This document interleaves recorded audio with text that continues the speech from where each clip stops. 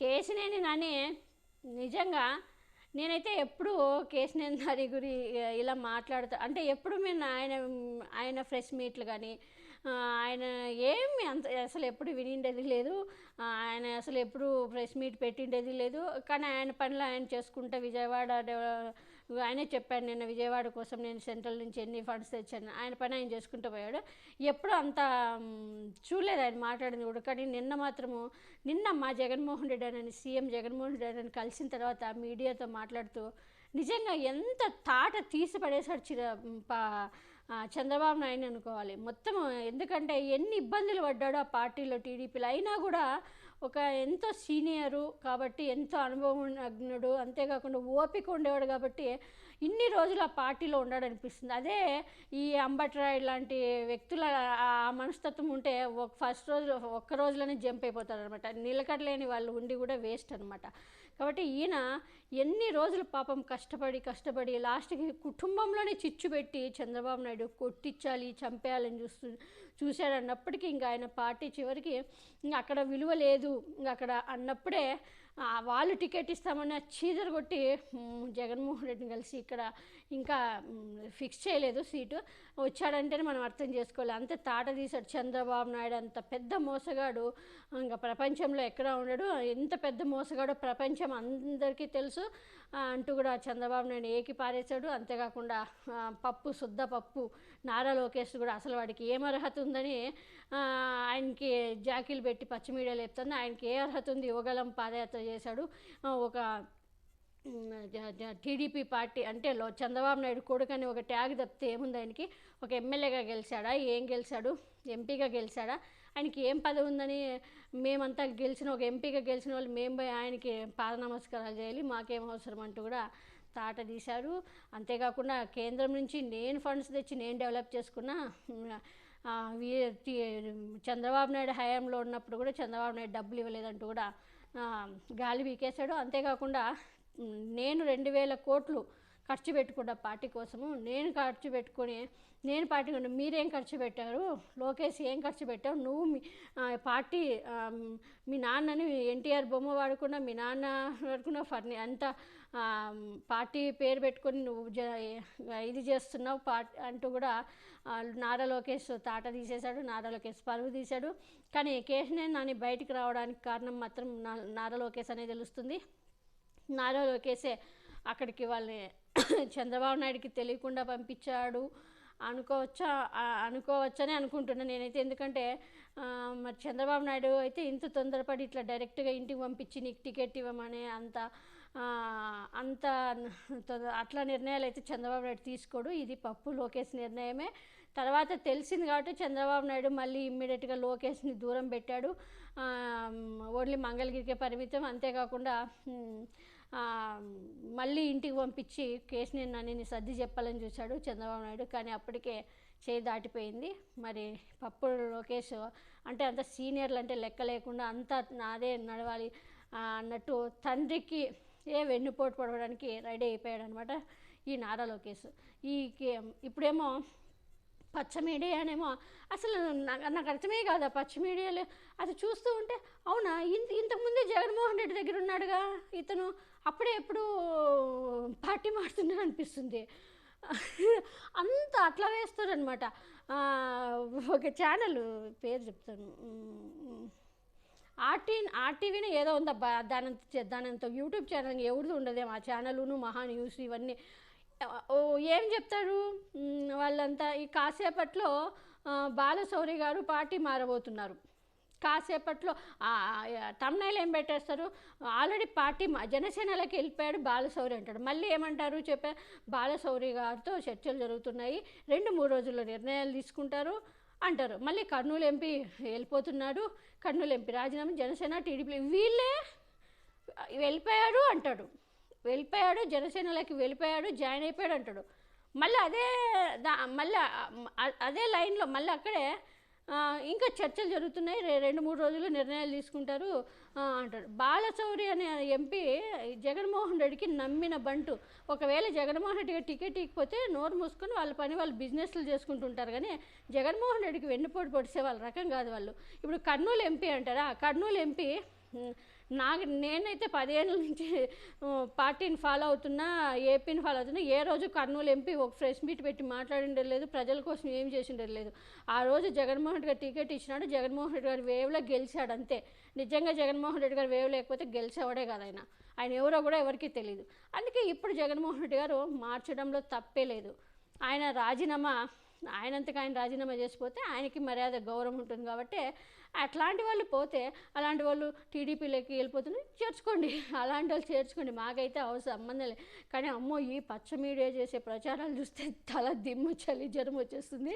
అంతేకాకుండా తల అంటే నిజంగా మనమంటే రాజకీయాల్లో మనం ఓన్లీ జగన్మోహన్ రెడ్డికి సపోర్ట్ చేస్తున్నాం అంతేగాని రాజకీయంలో మనం ఏ పదవులు అంటే రాజకీయంలో గిన ఉంటే గిన ఈ పచ్చ మీడియా చూస్తే నిజంగా చలి జ్వరం. ఒకవేళ హార్ట్ అటాక్ ఉండేవాళ్ళు అయితే నిజంగా చచ్చిపోతారు. హార్ట్ అటాక్ ఉండేవాళ్ళు అంత తప్పుడు ప్రచారాలు చేసేస్తారు.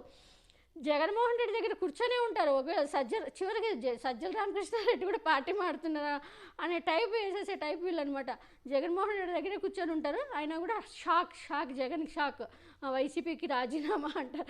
వామ్మో ఏం అంటే వీళ్ళు ఎలా అంటే మోటివేట్ చేస్తుంది, మీరు వచ్చేయండి టీడీపీలోకి జనసేనలోకి అని ముందే వాళ్ళకి క్లూ ఇస్తారనమాట. పార్థసారథి మారిపోతున్నాడు. పార్థసారథి 1 వీక్ నుంచి జనసేన వాళ్ళతో సంప్రదింపులు చేశారు. టీడీపీ వాళ్ళతో 3 రోజుల నుంచి టీడీపీ వాళ్ళతో అయిపోయింది. ఇదిగో గంట, ఇదిగో అర్ధగంట ఇంకా వెళ్ళిపోయి టీడీపీలోకి జాయిన్ అయిపోతున్నాడు పార్థసారథి అంటారు. పార్థసారథి అనేవాడు కాంగ్రెస్ హయాంలో నుంచి రాజశేఖర రెడ్డితో ఉన్న వ్యక్తి, ఎంత నమ్మకమైన వ్యక్తి. నాకు తెలిసేది ఒకవేళ సర్వే ప్రకారం ఒకవేళ అక్కడ ఉండే సామాజిక వల్ల జగన్మోహన్ రెడ్డి గారు టికెట్ ఇస్తున్నారో లేదు, ఇంకా ఫైనల్ కూడా కాలేదు. ఇవ్వకపోయినా కూడా అలాంటి వాళ్ళు నమ్మకంగా ఉంటారు. కానీ ఒకవేళ జగన్మోహన్ రెడ్డి గారు నచ్చ చెప్తే గుర్తించలేదు అని ఆయన జగన్మోహన్ రెడ్డి గారు గుర్తించలేదు అనిండేది. ఆయన ఎందుకన్నాడు ఆ విషయం అంటే, నేను ఇంత కష్టపడి నా నియోజకవర్గానికి నేను ఇంత చేస్తున్నా, ఆయనేం నాకు మంత్రి పదవి లేదు, ఒకవేళ ఉండొచ్చు నేను రాజశేఖర రెడ్డి హయాం నుంచి ఉన్న సీనియర్ని నాకు ఎందుకు ఇవ్వలేదు అని ఆయనలో ఉండొచ్చు, అడిగిండొచ్చు జగన్మోహన్ రెడ్డి, అందులో తప్పులేదు. కానీ నన్ను గుర్తించలేదు అంటే అదొక అంటే నేను మంచి చేస్తున్నా, నా మంచిని జగన్మోహన్ రెడ్డి గారు 4 మాటలు పొగిడితే నేను హ్యాపీగా ఫీల్ అవుతా అని అని ఉండొచ్చు. దాన్ని జగన్మోహన్ రెడ్డి గారు మీద సీరియస్ అయిపోయాడు, జగన్మోహన్ రెడ్డి గారికి వ్యతిరేకం అయిపోయాడు. పార్థసారథి 4 రోజుల నుంచి గంటలో జాయిన్ అయిపోతాడు టీడీపీలో, అర్ధగంటలో. మరి ఎక్కడ మరి ఎందుకు జాయిన్ అవ్వలేదు వాళ్ళంతా? రాజశేఖర రెడ్డి ఒకవేళ నేనైతే ఇప్పుడు చెప్తున్నా, పార్థసారథి గారు అయితే ఎంతో సీనియర్ పొలిటీషియను, ఆయనకిన టీడీపీలోకి వెళ్ళిపోతే ఘోరమైన తప్పు చేసినట్టే. ఆయనకి ఒకవేళ జగన్మోహన్ రెడ్డి టికెట్ ఇవ్వకపోయినా కూడా ఆయనకి ఏదో ఒక అంతకన్నా పెద్ద పదవి ఇస్తాడు. కానీ అలాంటిది అది కూడా చెప్పాడంట, అన్న మీరు ఆగండి, ఒకవేళ మీకు ఏదో ఒక తర్వాత వేరే ఒకటి ఎమ్మెల్సీ ఇచ్చారని నేను మళ్ళీ మంత్రివర్గంలోకి తీసుకుంటా, మళ్ళీ మన పార్టీని గెలుస్తుంది అని చెప్పారని ఇన్ఫర్మేషన్ కూడా వస్తుంది. అలా అని జగన్మోహన్ ఆల్రెడీ ఆయన సీనియర్ పొలిటీషియన్, ఎన్నో చూశాడు, ఇలాంటివి ఎన్నో చూశాడు.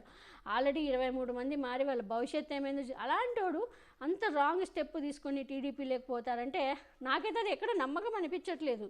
కానీ ఈ ఊదర కొడుతూ ఉంటుంది నిమిషము.